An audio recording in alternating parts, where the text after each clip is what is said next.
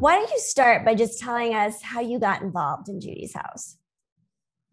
I got involved in the late 90s when I was introduced to Brian, when he was a young quarterback for the Broncos and had a vision of creating a place for children to deal with their grief if they had lost a parent. And he and I became fast friends from that day forward, and found that we had experienced many of the same issues with loss of a parent. I believe he was 12, I was 13 years old, and my father had died in a car accident.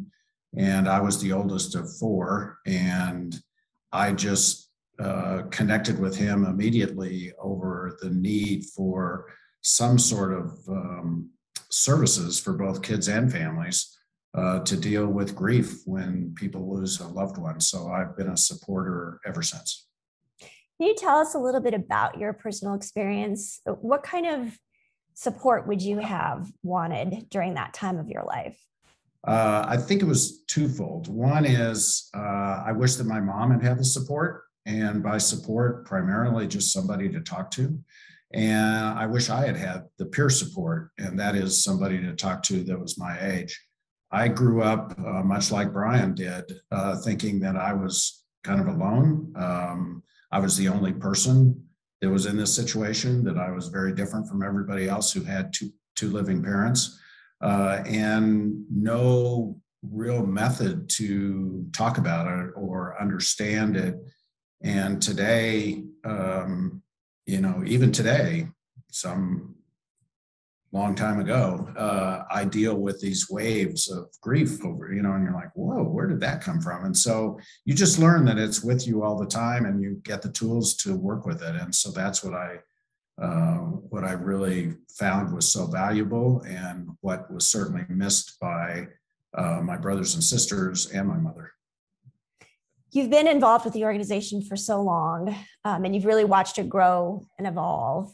Can you tell us when you really started realizing that it was going to be successful and that it was having an impact? I think obviously owning a home and having a service provider mentality was certainly a time when I sort of realized this has legs to it.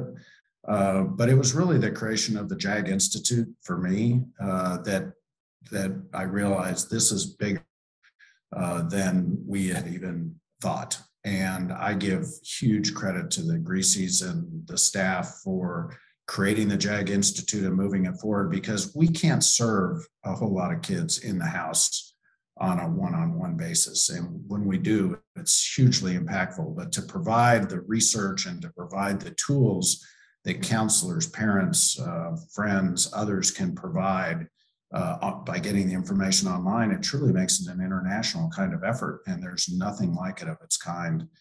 So now going to a bigger house, but also one that shares the JAG Institute framework, to me sets it off on a path that is probably international in its importance for grief.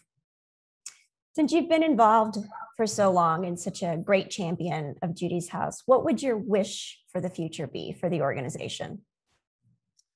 Well, my wish has always been that it would survive all of us who cared so deeply about it when we started it, and that includes Brian and Brooke.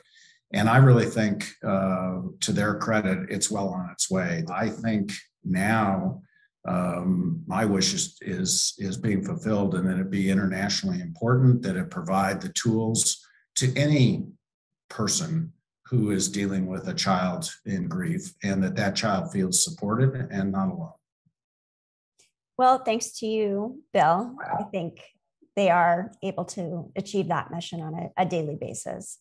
We really appreciate you taking the time to talk with us about your experience and to, like I said, champion the organization for so long. Thank you.